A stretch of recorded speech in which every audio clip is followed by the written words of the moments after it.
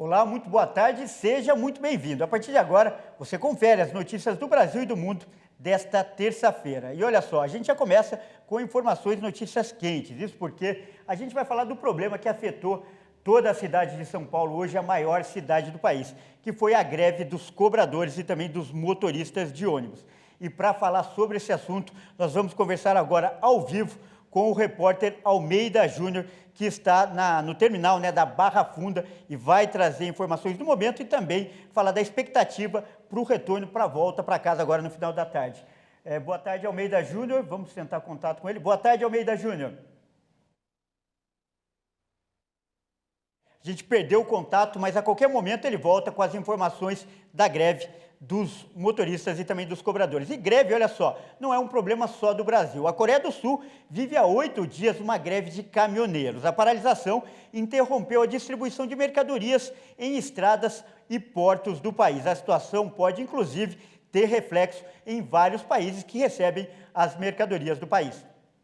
Em reunião realizada nesta terça-feira, o primeiro-ministro Han Duck-soo pediu o fim das greves e disse que as paralisações podem representar um golpe muito duro para a economia do país. Não temos como recuar. Não vamos parar até que nossas demandas sejam aceitas. Se pararmos agora, vamos abrir mão dos nossos direitos. Motivada pelo aumento dos preços dos combustíveis e pelo fim do salário mínimo, a greve é a primeira paralisação importante desde a posse em maio do presidente Yoon Suk-yeol, que prometeu linha dura nos conflitos trabalhistas. Maior exportador mundial de chips de memória e sede de empresas multinacionais como Samsung, Kia e Hyundai Motors, o país possui uma economia voltada para a exportação. O Ministério do Comércio sul-coreano calcula perdas equivalentes a mais de 6 bilhões de reais. E olha, ainda falando de notícias internacionais, um total de 381 pessoas foram condenadas em Cuba por participar de manifestações populares que aconteceram em 2021, ainda durante a pandemia. Algumas penas, olha só, chegam a 25 anos. Um total de 381 manifestantes que participaram dos históricos protestos de 11 e 12 de julho do ano passado foram condenados em Cuba por vários crimes. Segundo a Procuradoria-Geral da República, 36 receberam sentenças de até 25 anos de prisão por sedição. Os protestos, que eclodiram em 11 de julho, deixaram um morto, dezenas de feridos e mais de 1.300 detidos, centenas dos quais ainda estão na prisão, segundo a organização civil Justicia Once Rota. A Procuradoria disse em um comunicado que até agora 381 pessoas foram sancionadas, incluindo 16 jovens com idade entre 16 e 18 anos, principalmente por crimes de sedição, sabotagem, roubo com força e violência, ataque, desacato e desordem pública. As sentenças são definitivas, uma vez que essas 381 pessoas já recorreram ao Supremo Tribunal. E a gente muda de assunto agora e fala de economia. O setor de serviços cresceu em abril e alcançou o maior nível desde 2015. Segundo o IBGE, o transporte de passageiros superou pela primeira vez o patamar pré-pandemia. O volume de serviços prestados no Brasil cresceu 0,2% em abril, na comparação com março. De acordo com dados do IBGE, essa foi a terceira alta seguida, com ganho acumulado de 9,5%. Com os resultados de abril, o setor de serviços, responsável por cerca de 70% do PIB brasileiro, tem o maior nível em 7 anos. Passou a operar acima do período pré-pandemia.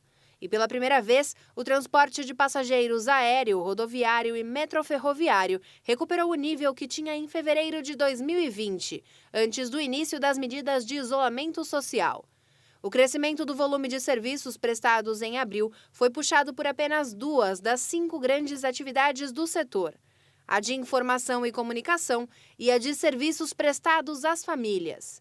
Em informação e comunicação, o destaque continua sendo das atividades de tecnologia da informação, que atingiram o ponto mais alto da série histórica da pesquisa. Já em serviços prestados às famílias, a maior influência ficou a cargo dos serviços de alojamento e alimentação. Em contrapartida, transportes, serviços administrativos e outros serviços recuaram em abril. Com isso, o indicador acumulado em 12 meses baixou para 12,8% na passagem de março para abril, interrompendo a trajetória de crescimento iniciada em fevereiro do ano passado. E olha só, um estudo divulgado hoje mostrou que a redução da poluição do ar pode ter efeitos duradouros na expectativa de vida da população. Em algumas regiões, o aumento pode chegar até 10 anos. O percentual de micropartículas na atmosfera é particularmente elevado em países do Sudeste Asiático, onde o crescimento econômico está retirando milhões de pessoas da pobreza em troca de gastos consideráveis de energia. A expectativa de vida na região poderia aumentar em até 5 anos se a poluição fosse reduzida aos padrões recomendados pela Organização Mundial da Saúde, de acordo com o relatório do Instituto de Política Energética da Universidade de Chicago. A OMS endureceu as escalas de medição das micropartículas no ano passado para alertar e promover a implementação de medidas de saúde. De acordo com a organização, as micropartículas com tamanho equivalente ao diâmetro de um fio de cabelo humano são capazes de passar dos pulmões para o sangue, o que aumenta as possibilidades de câncer. Nos estados indianos de Uttar Pradesh e Bihar, com quase 300 milhões de habitantes, a expectativa de vida poderia aumentar 8 anos com a adoção de medidas, enquanto a capital Nova Delhi poderia aumentar até 10 anos. E agora a gente atualiza as informações sobre os desaparecidos no Amazonas. As buscas pelo indigenista Bruno Araújo e o jornalista Dom Philips continuam. Ontem, a esposa de Dom afirmou que os corpos teriam sido encontrados, mas a informação não foi confirmada pela Polícia Federal. Durante as buscas, o Corpo de Bombeiros encontrou uma mochila, um notebook, um chinelo e um par de botas que pertencem aos dois. Eles desapareceram no dia 5 de junho, quando navegavam pela terra indígena Vale Javari, no Amazonas.